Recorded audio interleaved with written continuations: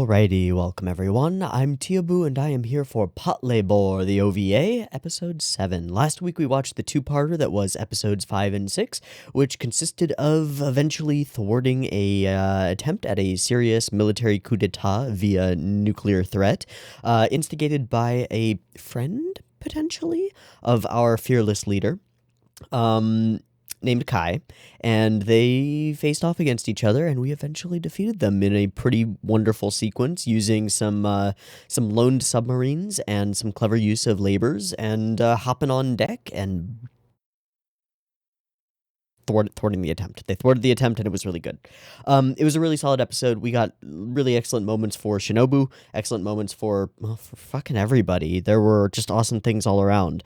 From the painterly shot as the labor comes out of the water and freeze frames for a second, to the fucking awesome refusal sequence from Shinobu where she just refuses to take the orders that she's been given, to the sort of stare down across the waves between Kai and our guy, and it was just a good episode, good pair of episodes, really well put together, well written, excellently directed, excellent soundtrack, just fantastic anime all the way through. So something interesting happens as we transition from episode 7 to from episode 6 to episode 7, and that is that a bunch of things change. So I'm not entirely 100% sure that I have the complete picture here, but from what I've gathered, Mamoru Oshii, the guy responsible for the majority of the awesomeness that is Patlabor so far, was working on the movies when this episode was produced. And episode 6 was intended to be kind of the actual end of the OVA series. So episode 7 is kind of like an OVA for the OVAs, like a Blu-ray bundle thing before Blu-rays existed, or bundly things, really. So there are a lot of different staff members. Most notably is, of course, Mamoru Oshii has been subbed out as director for Naoyuki Yoshinaga, who is by no means a bad director. He also directed The Irresponsible Captain Tyler, and would go on to direct the TV series of Patlabor. But the TV series Patlabor is not as well regarded as the OVA by a long shot, and I have to imagine that some of that has to do with Oshii's involvement. Okay, cool. We also swapped out the art director. Hiromasa Ogura is gone, replaced by Tsutomu Ishigaki. And we even swapped out the director of photography, whose name I didn't write down because I'm stupid. Both of the directors of photography that they switched between are really good and have done background art on tons of really high-profile stuff like Lupin films and Ghost in the Shell movies later with Oshii and stuff like that. So not sure what these changes will mean in terms of quality, but we're looking out for a very different type of episode than what we've seen before, a different type of visual language perhaps, and maybe a different type of storytelling. Don't really know. We're going to have to kind of jump in and see. We've gotten kind of used to what to expect from the Patlabor OVAs up to this point. Excellence on most fronts, and some tongue-in-cheek satirical poking fun at bureaucracy whenever we get the chance. And referencing other pieces of cultural, like landmark media, is also important too. What are we going to get in episode 7? I have no fucking idea. I expect that it'll be kind of unrelated and sort of a one-offy thing. I'm just hoping that it'll be fun and good and enjoyable. Yeah, so this is the last OVA of the Patlabor OVAs. That does not mean that it is the last thing of Patlabor that we're going to watch, because there are some motherfucking movies. As I said, Oshii was working on the films when this episode was created, so we're definitely looking forward to those films. I keep hearing bits and pieces about them. People just being like, oh man, you have no idea what you're in for. Some of the best animated film stuff in existence. It's coming. So I'm a little bit hyped for that, which is good, which is a good thing. But we do have to get through episode 7, and I say that like it's a bad thing. It's probably not. We have to get through episode 7 before we can watch the glory that will be the films, and that's what we're going to do. So let's go ahead and give episode 7 of Patlabor the OVA a watch and see if we like it, or if it's trash and doesn't deserve to be counted among the rest of the other 6 episodes. I assume we're probably going to like it. I don't think it's going to fail. So I've got episode 7 of the Patlabor OVA titled SV Units Go North, whatever that means. I don't know. I've got it up and ready to go. It is sitting at 0 seconds. There will be 2 versions of this reaction. You can find a picture-in-picture version with the video up there, linked in the description, and a timer-based version up on YouTube. If you would like to do a syncy thing and sync up your own copy of this episode with the timer-based version, you are welcome to do so. Just get your copy ready because the beep beep timer to count you down will be coming at you now.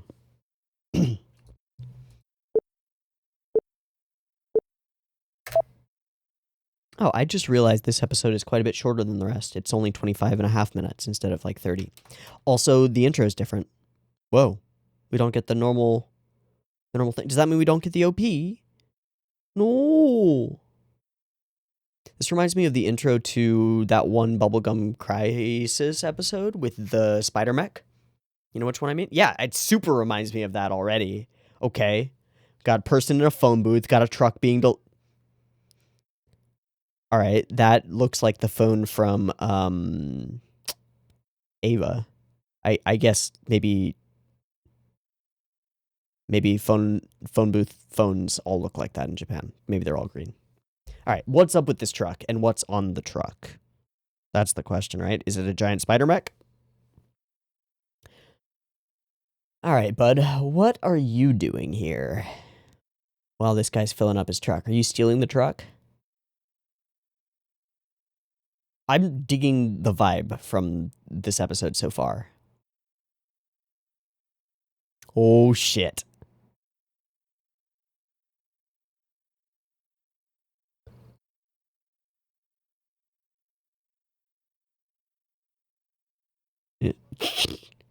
Good luck, bike cop.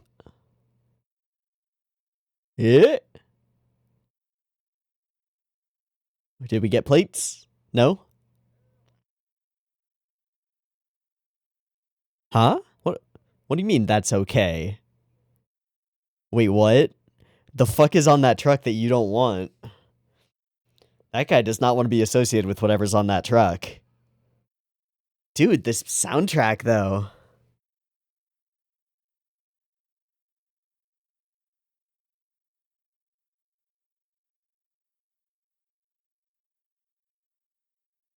I was a little trepidatious going into this episode because of all the different staff and stuff, but so far it's doing it for me.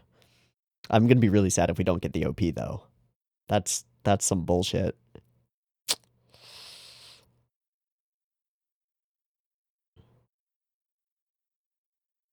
Yeah, and we're doing credits over footage. What the hell? That's not okay. This is a cool shot, though. Ain't no CG there. So do we get the OP? Come on. Come on.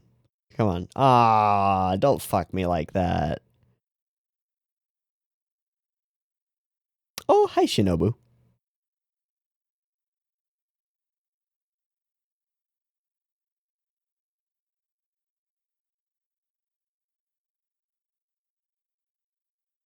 And we're on the way. Looks like we're packing labors, too. 2 labors. Are they after the truck?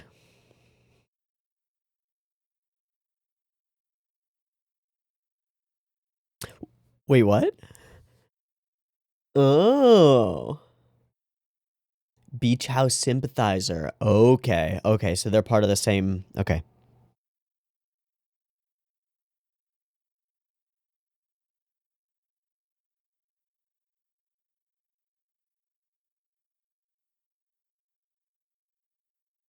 Fair enough. Yeah, me too. Oh, okay, it's a demo labor. So it is a big mech. The first time. Okay.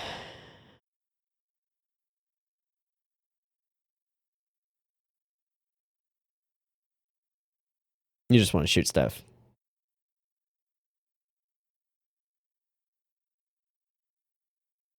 Mm-hmm.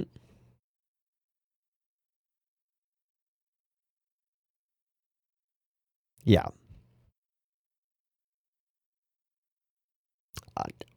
That is a lot of effort for that shot. Like a lot. All right, again, the top-down shots of vehicles, and looks like we're moving into chase music. Oh shit! Here we go.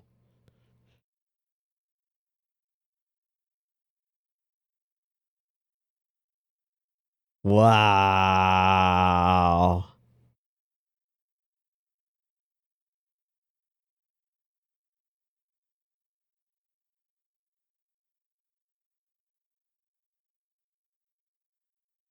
This music, though. Dude, it's so driving. Ugh. I want that piece of soundtrack. Get soundtrack. Watashi da.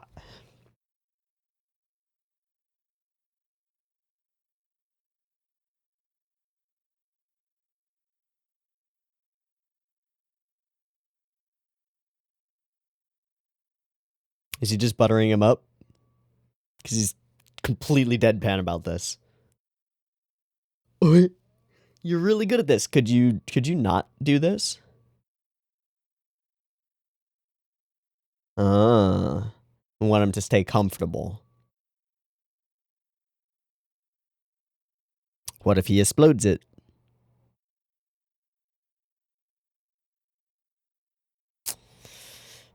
Yeah, let's not risk that. And I love the way that he used, what is it? Is it I think it was Benjamin Franklin who talked about it. When you're giving criticism. Oh shit. Start by complimenting what they are doing well. Like, oh, you came out here yourself. You're really invested in this. Your response times are good. You're running a tight ship here. You're running a good unit. But you're interfering with our investigation. We need you to do this for us, please. Thank you for what you're doing. You're great. But please.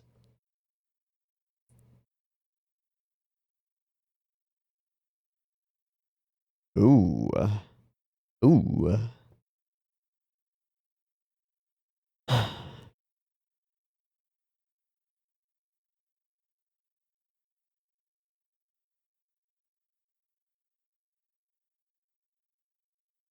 Hey buddy, what's up? Roll, roll, roll, roll. Nice. Thank you for cooperating. Ah, you want some credit. Favor for a favor, sure. Appreciate your cooperation.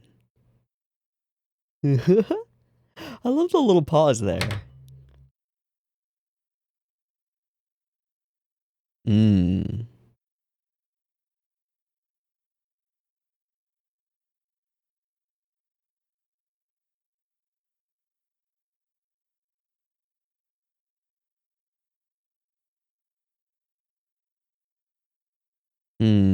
What do you mean? Don't understand why he's driving that truck? Like, why not just take the shit and leave? Or I don't get it. Okay.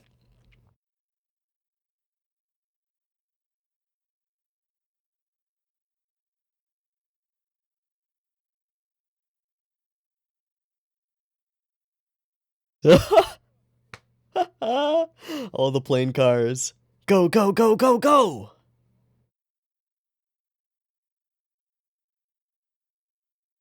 Because it could be a nuke. Could be a bioweapon. Get.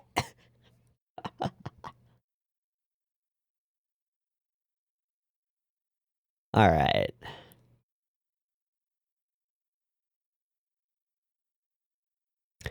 Where are we?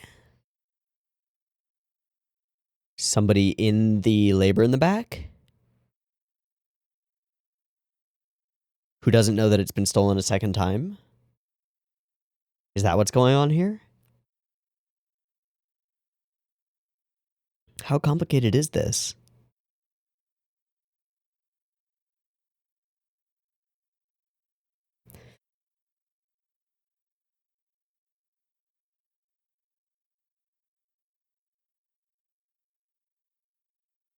Okay. Okay.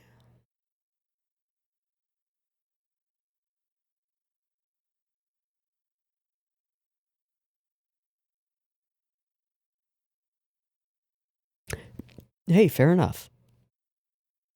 Ooh. Ooh.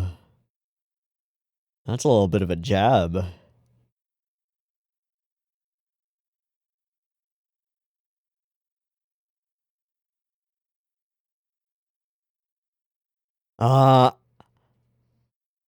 Those are our crew, right? Oh my god.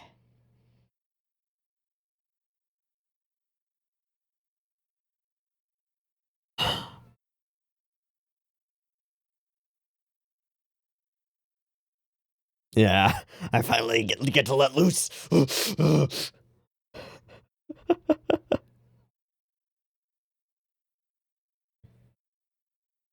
Oh my god.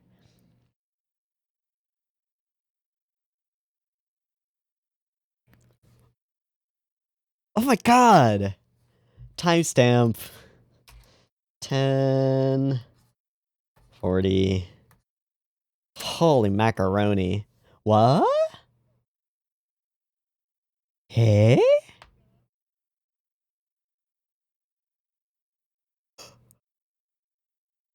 He doesn't know.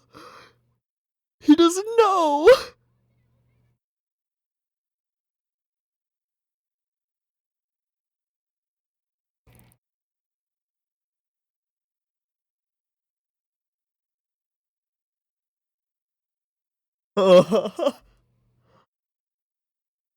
Get it together. Wow. Yeah, duck under. Ooh. Are you gonna hit?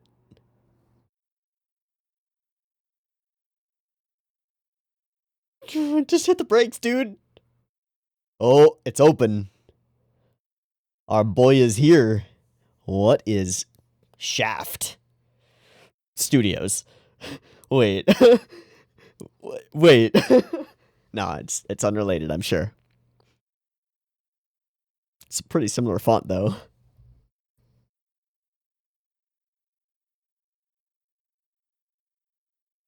Vroom, vroom.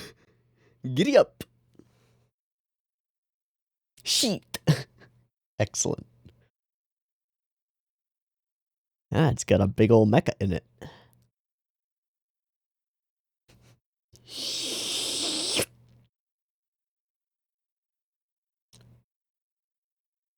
We're gonna blow that bridge? No. Okay, we're just hiding out under here.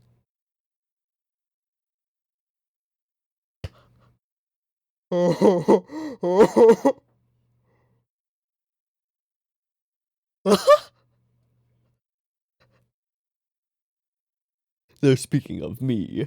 Yep. Huh? I just accidentally stole a truck. I have no idea what's going on. Oh my god. You foiled our intricate plans accidentally. Oh, you are one of the downtrodden as well. Oh, brother. No interest. But now he's stuck.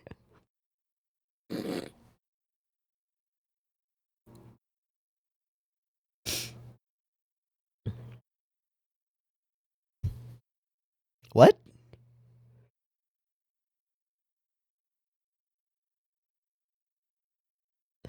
Oh, so the reason it looked bigger than it should be is because there's actually some spatial warping going on inside the container?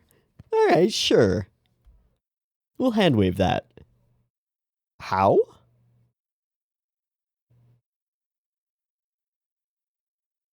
Eh.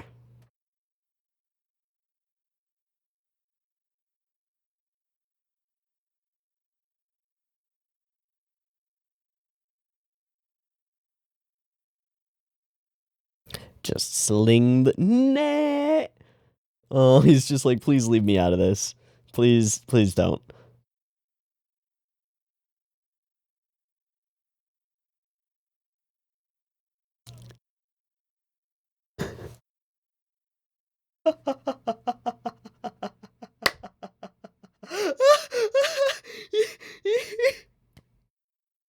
He's just just got his hands clamped down. Oh, that is great. Shut up!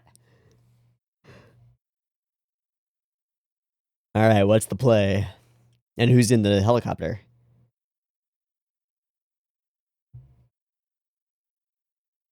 Hi.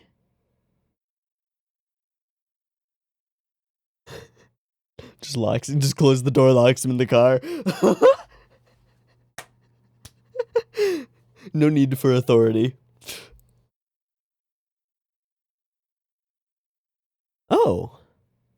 The ones who weren't telling anybody about it? The ones who are keeping it under wraps?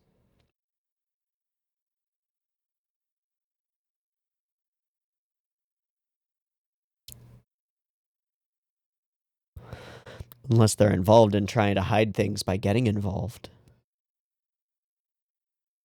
Maybe they're actually providing that shaft labor with to Beach House.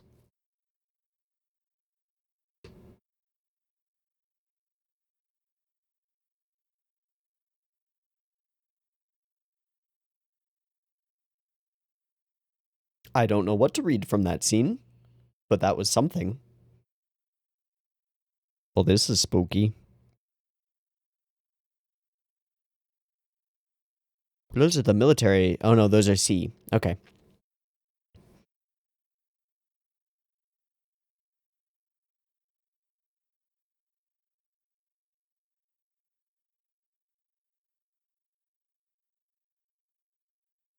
Maybe. Okay.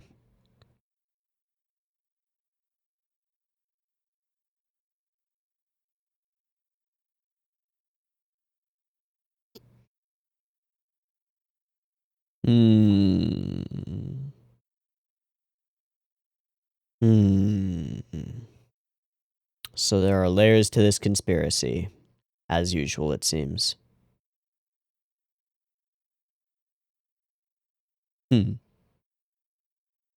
That is a big boy. Holy macaroni. Yeah, and you're stuck now. Sorry, kiddo.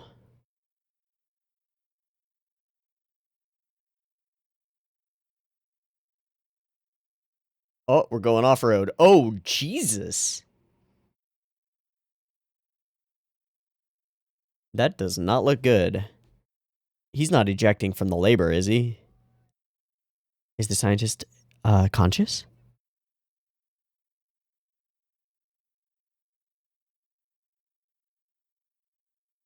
Just get deeper and deeper.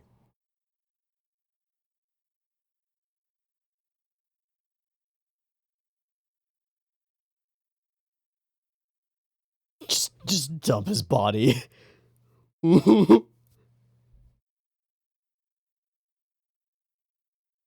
Taking care of business, eh? Do you know how to pilot that thing? I'm sure you don't.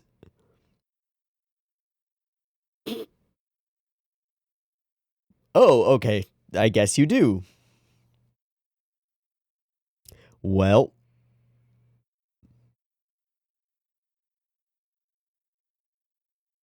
Creakity screech.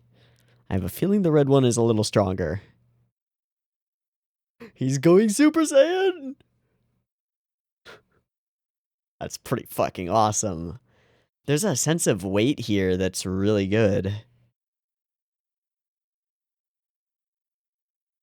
Reminds me of some of the mech animation in Full Metal Panic, the second raid, and in End of Evangelion. In terms of weightiness. That doesn't say have the gush gush.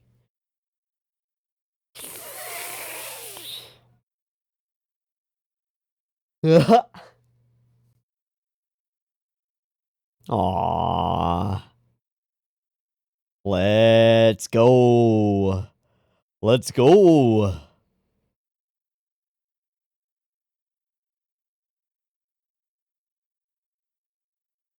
Dicky up.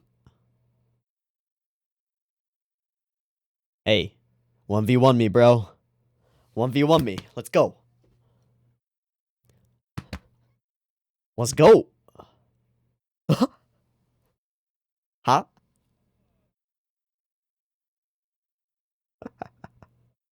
I see. Okay, so we jumped in before C could actually do anything. Brilliant. Take them all.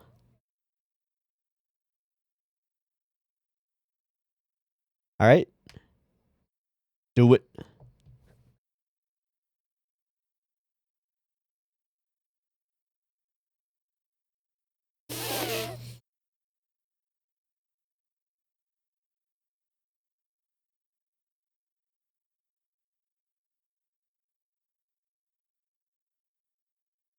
Oh,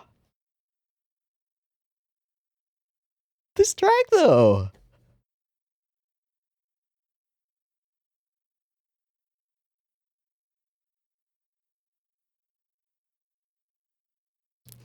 Wait, that was a cut. I missed it. I had my eyes closed because the music's so good. Fuck, I'm missing good parts because other parts are too good. Shit.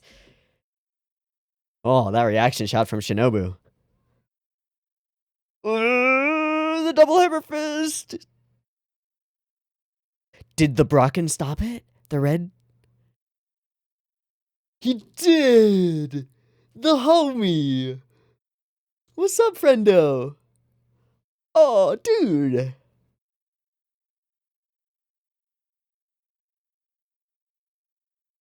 Awesome. Oh, you hurt Alphonse, dude. Now you fucked up.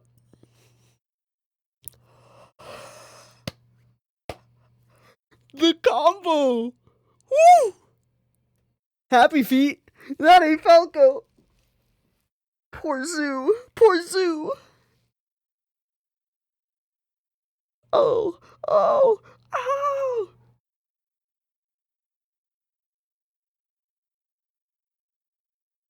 Oh, he's got a family. Oh, good.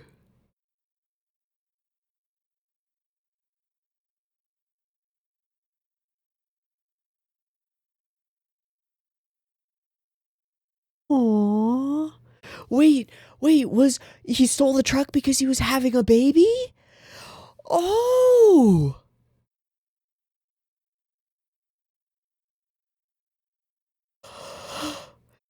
What do you mean? He's not even a part of this. Aww. He was trying to rush to the hospital. That's why he was on the phone.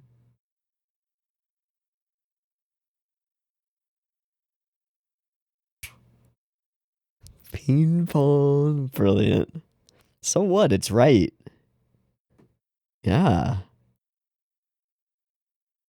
True. It would have never been uncovered if he hadn't done the second theft, right?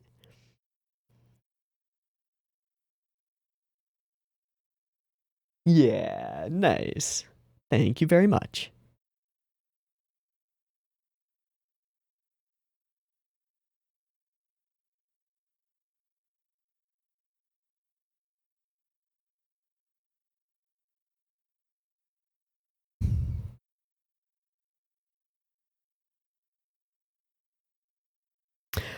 Wait.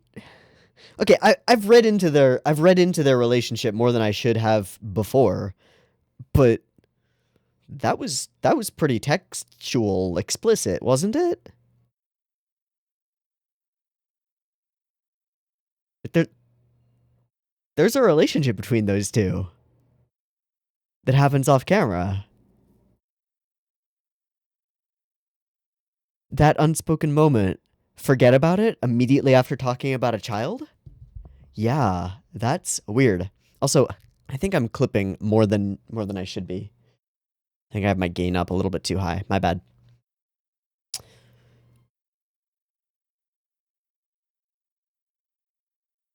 Okay, I really like this episode. I'm kind of surprised by how much I like it. I want to know who did the music. Is it still the same music guy?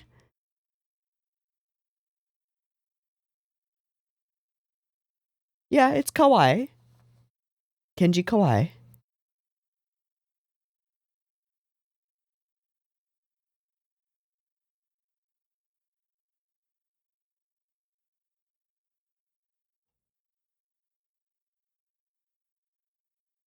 Oh, that is groovy.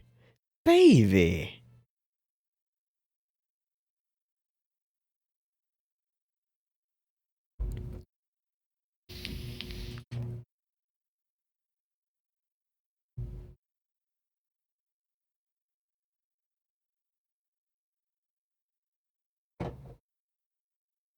All right, VLC is showing me like 20 seconds left. I don't know if that's accurate. Let's find out. It might just be fade to black the whole way, but I'll let it run. Yeah, it's just credit roll.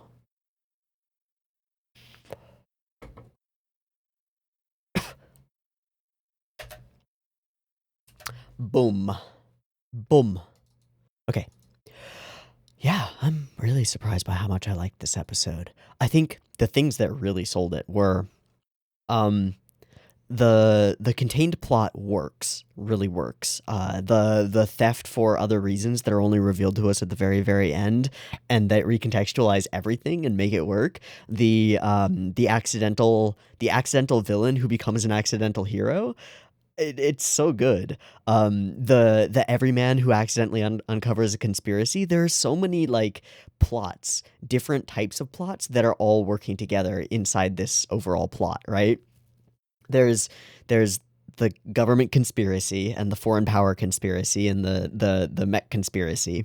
There's the police investigation of that, which is kind of obscuring and getting in the way of our SV2's investigation of it.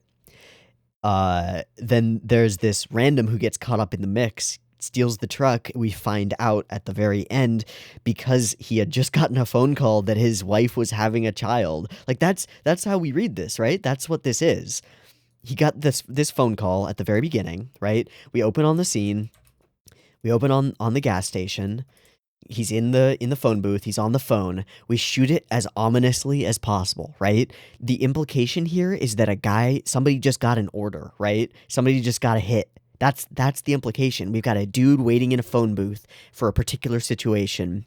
He hangs up the phone, and immediately the next thing that he does is he steals a very particular truck that's clearly important, right? But no, it's all mislead. It's all mislead. This close up of the phone, the shot that holds away from showing us his actual like features and face and body, just puts him in the foreground, shows the truck in the background, shows us the relationship between these two entities within the story. They matter to each other, right?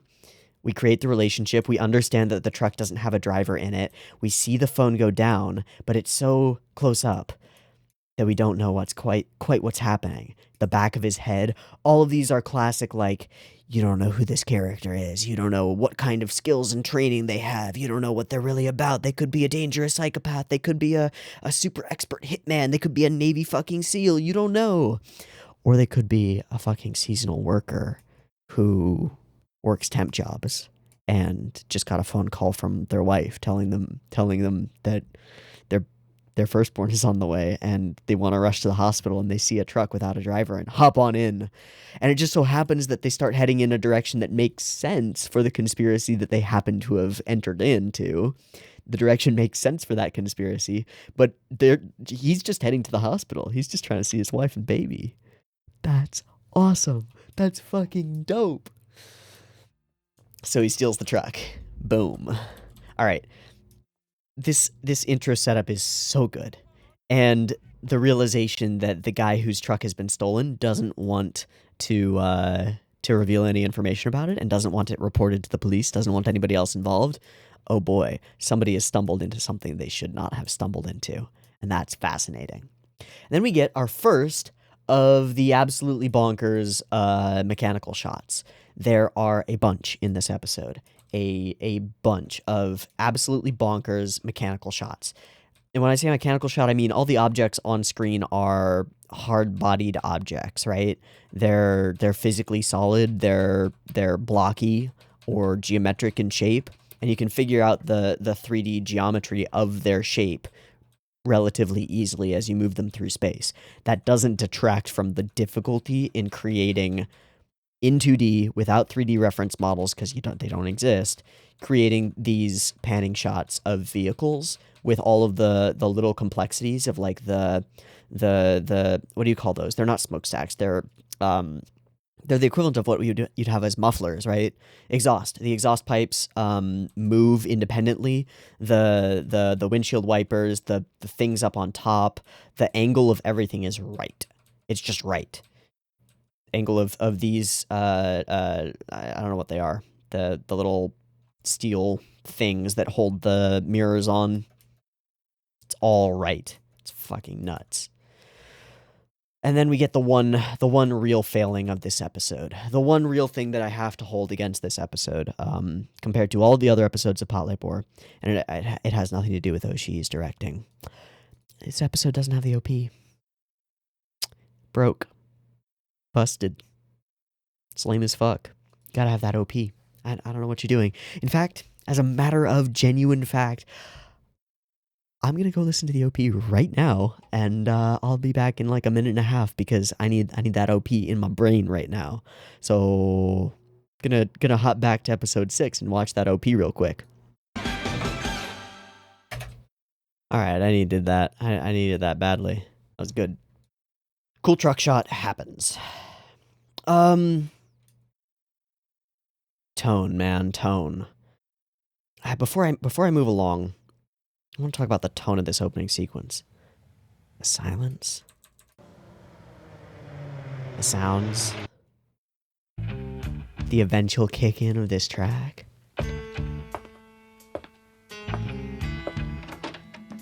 Oh, it sets the tone so perfectly. The atmosphere.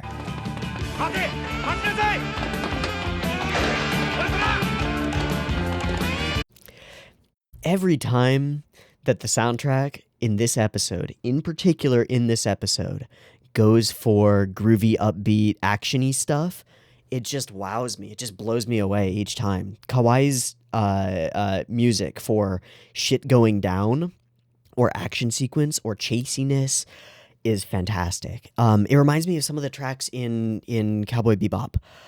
Who did the music for Cowboy Bebop? Am I gonna find out just like that it actually is? It's also Kawaii. Cowboy Bebop. See, this is a thing that I just don't know. I don't know who did the music for Cowboy Bebop because I don't often pay attention to music creators. Music. Oh fuck.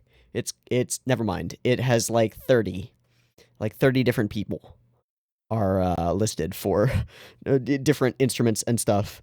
Who composed it? Oh, music director Shiro Sasaki and Inoue Yukako Inoue. Okay, cool. So not the same guy, but has some of the same elements. And part of that is just the use of the brassy stuff, the horns, the sort of jazzy tracks, gives it that same kind of vibe, which makes a lot of sense. Actually, let's go about this the other direction. How about Kawaii? Yeah, how about we look at Kenji Kawai and what have you done? Because you've done a ton of stuff, and let me see if I can get stuff from that. Devilman OAV, okay. Eden of the East, okay, cool. Fate Stay Night and UBW, okay. Gantz, Ghost in the Shell movie, okay. Higurashi, okay. Captain Tyler, oh, that makes sense. That okay, cool. Maison Ikoku, a bunch of Gundams, both Mob Psychos. Oh, that makes perfect sense. Okay, the world just clicked for me. Yeah, the whole world just clicked. Yeah, but Mob Psycho clicks for me. That makes sense. Okay. In any case, I think that the soundtrack throughout this episode is fucking fantastic. And if I miss an opportunity to praise it, just assume that I have praised it because I think it was really good all the way through. All the way through. Okay, so build up.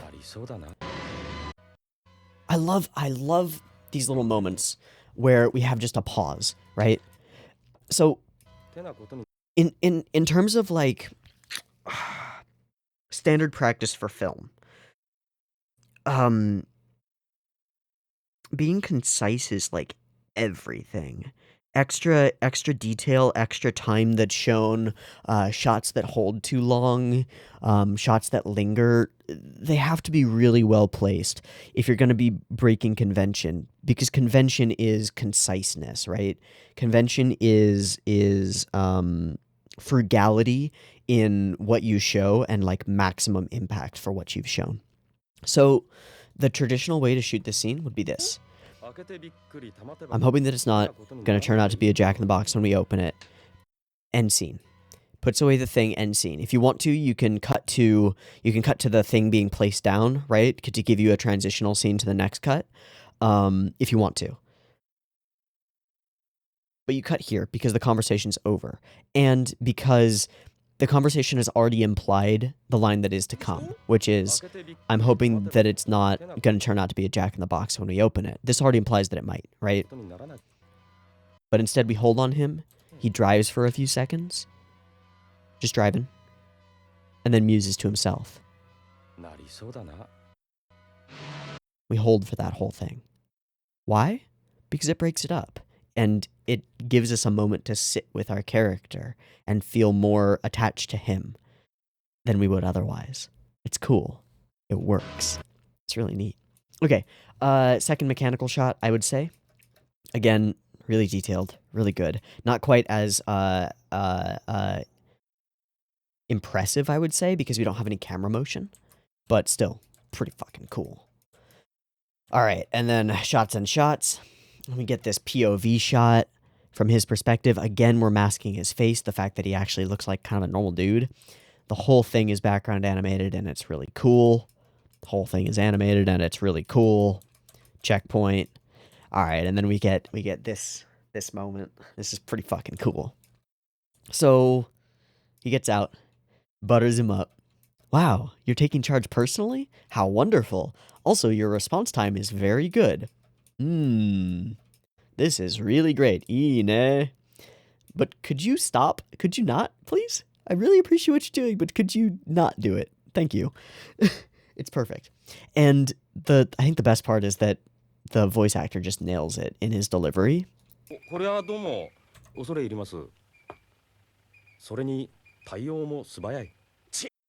Yes, it is. But he's just deadpanning the whole thing.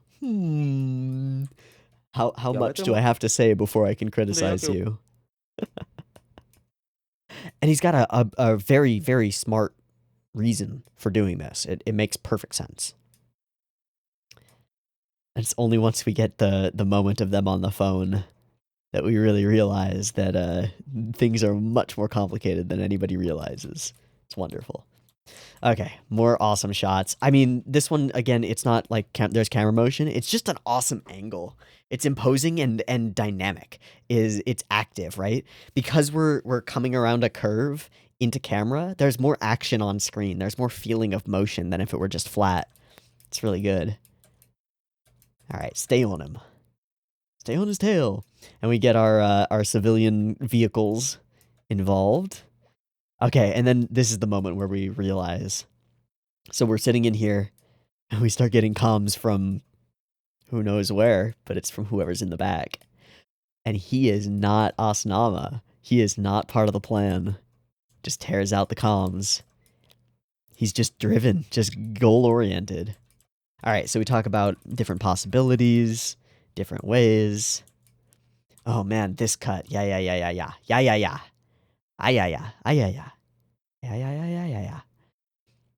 Goosh. All right, and then the tumble. Ooh. Oh man. Oh wow. That's so good, because that's really what happens. That's really what happens with large vehicles and smaller vehicles when accidents occur.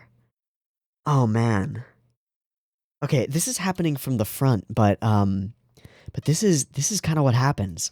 All right, so he dinks him, right? Translating a bunch of extra mass, a bunch of extra momentum into the back of the van that's in front. The van speeds up a little bit and then pulls back and dinks in again. And it's that second dink where their momentum has changed so significantly that actually causes it to flip. It dinks on the side and woof. Okay, I haven't seen this firsthand, and it's kind of a horrible thing to even talk about. But I remember very clearly a very scary story that my father told me. He was driving on the 405, and if you know the 405 in Los Angeles, you know that that's a fucky freeway.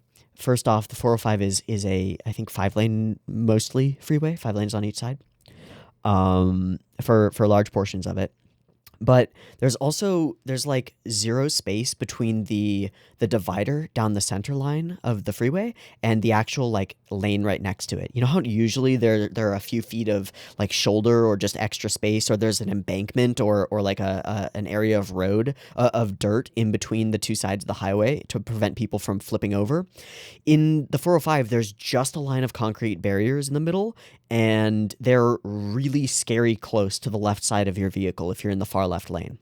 Okay, so my dad was driving in the second to far left lane, right? So far left lane right next to him, this lane, and then multiple lanes of traffic to the right. There was a large truck, either a garbage truck or a semi-trailer, I'm not sure, in the lane to his right, okay? And then there was a Prius in front of him. So lane to the side, big truck on the right, Prius directly in front, empty lane to the left. The Prius freaked out about something. I don't remember. It was like somebody cut him off or something. Prius freaked out and jerked the wheel into the 18-wheeler to their right. Hit it, bounced, spun, hit the concrete embankment on the side, bounced, spun, hit the truck, bounced, spun, and at that point, my dad, seeing this happen, seeing what could be a horrible multi-car pileup happening in front of him, as this Prius spun into the lane to his left, he's sitting in a relatively large engine Silverado pickup truck. That's what he drives. Big engine, rocket ship. You floor it, it'll go. Floors it. Decides not to back off because there are cars right behind him. Floors it, makes it through the gap. The Prius crumples behind him as he makes it through. Ridiculous. But what happens is there's like weird shit that goes on with the air currents underneath a large vehicle, and it'll suck your vehicle back in, bounce it off. Ugh, scary stuff. Scary stuff. But anyway, I just think this is a really cool little moment, how much effort they put into making this feel visceral and real and painful and ugh, and the skid and bam. Now, I'm going to go out on a limb and say that van would roll because it's a vehicle with rounded corners on the top, and it's relatively top heavy. That van, when it hit right there, it would tumble, and that guy would probably not be getting out without some injuries. Yikes. But that's okay. Okay, another mechanical shot. Also, I think there's one of the better soundtracks is in this sequence.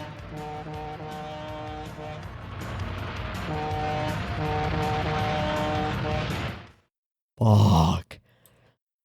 That shot, though.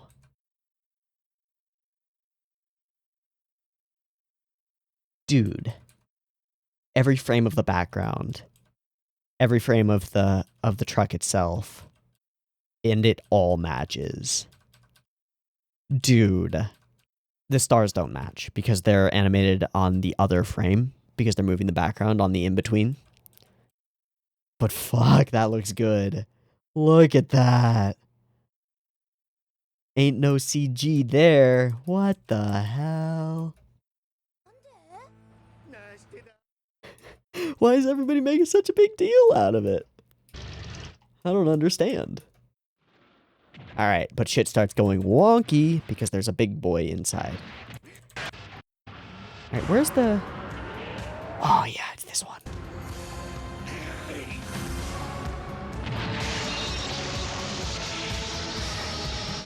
Oh my god. Yeah. Yes. Glorious. So apparently it's a spatial warping container thing. We meet our boy, the guy inside. He gives us this explanation about himself, which is the most, oh, dude, buddy. When they speak of the legendary blah, blah, blah, they're talking about me. Also, he definitely, yeah, all right, cool, dude. then you're one of us. You are also among the downtrodden. I don't think so, bud. I don't think so. I don't think he's really on your side. I think he's just trying to get his baby. I'm trying to get over to his baby. Okay, so some things happen. We get another lingering moment of eye contact between these two. Again, don't know how to read this. I want to read something into it. I really do. And then a slightly confusing interaction with C, who are on the other side and doing the bads. Okay.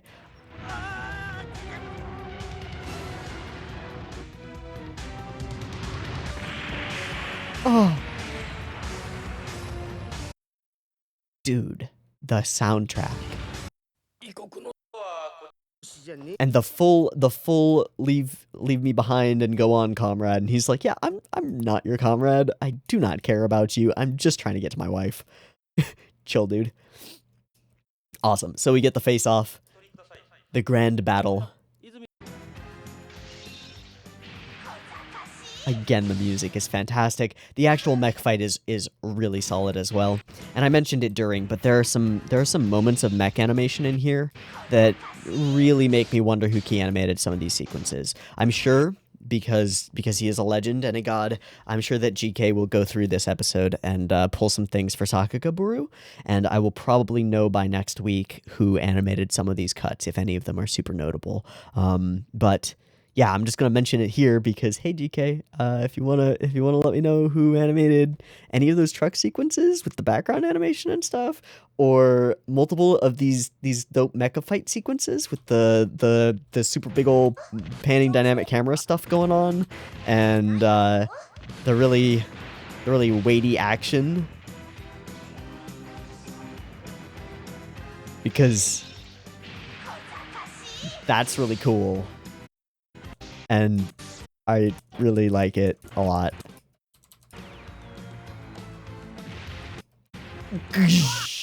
That had weight to it. That was nice. Yeah, you hurt my patty. Don't do that. And then this reveal just makes the episode. Absolutely makes the episode. 100%. Because it changes the entire story. And then the fact that they're gonna cover for him, just like, yeah, that's how it should be. That's actually how it should be. And then we have this moment. Hey, why don't you go see the baby? Oh, right. And then smile. Forget it.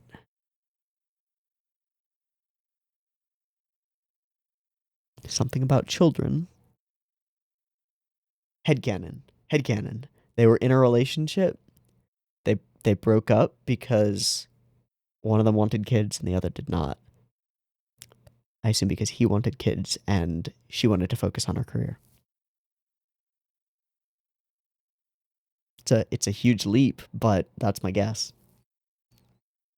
I don't know, man. I don't know. Doesn't really matter. No OP, no ED. Very sad. I will say straight up, I think that that Naoyuki Yoshinaga did a really fucking good job. I think that this is an excellent episode, and while there are definitely some stylistic differences, I don't think they're losses. I don't think this is worse than what maybe Oshii might have done with the same material. Different, perhaps. Worse? I don't think so. I think the way that music is used throughout the episode is just super duper duper good. Extraordinary. Now there are some moments where maybe we don't notice the same kind of crazy eye for composition that Oshii has, but there are still a lot of really excellently composed shots. And this opening sequence is a perfect example of it, right? This is so classic. The slow zoom out from skyscraper city lights. It's like everything, right? Every episode of Bubblegum Crisis looks like this. It sets us up for cyberpunky, noiry, crimey stuff. This shot sets us up for conflict, sets us up for a character doing something nefarious. This shot implies orders being passed down. and a mission being undertaken. This shot gives us an anonymous character, somebody ominous maybe, who then steals the truck. It's all really well framed and well put together, and it conveys everything it needs to. So maybe we might have gotten a little bit less of the awesome composition that Oshii just has, but I don't think that much. It's still really excellent. And I think that the way music was used throughout the episode elevates it as well. I really like this episode. I think it's excellent. I think it's really good. Favorite episode of the show? Maybe not. Hard to say. I don't really know what my favorite would be. It's hard to say.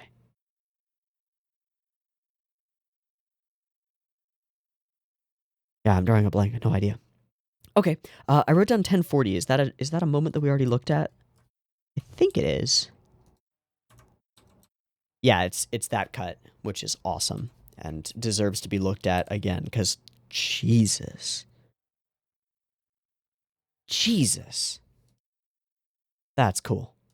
Really want to know who animated that, because it's familiar. It's very familiar.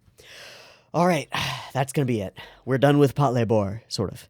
We're done with the OVAs of Patlabor. We are probably not going to watch the TV because it's long and not as good from what I know, but we are definitely going to watch the movies because Oshii with a movie budget is a sight to behold, and I am excited to see what he does with these characters in this setting and all this jazz with a movie budget and the ability to do a more interesting, long-term, cohesive, serious plot. Should be fucking awesome. I'm looking forward to it. I hope you're looking forward to it as well. I've been Teeaboo. This has been Patlabor the OVA, Episode 7. I hope you've enjoyed it as much as I have, and I hope to catch you next week for one of the movies. See you there. Peace.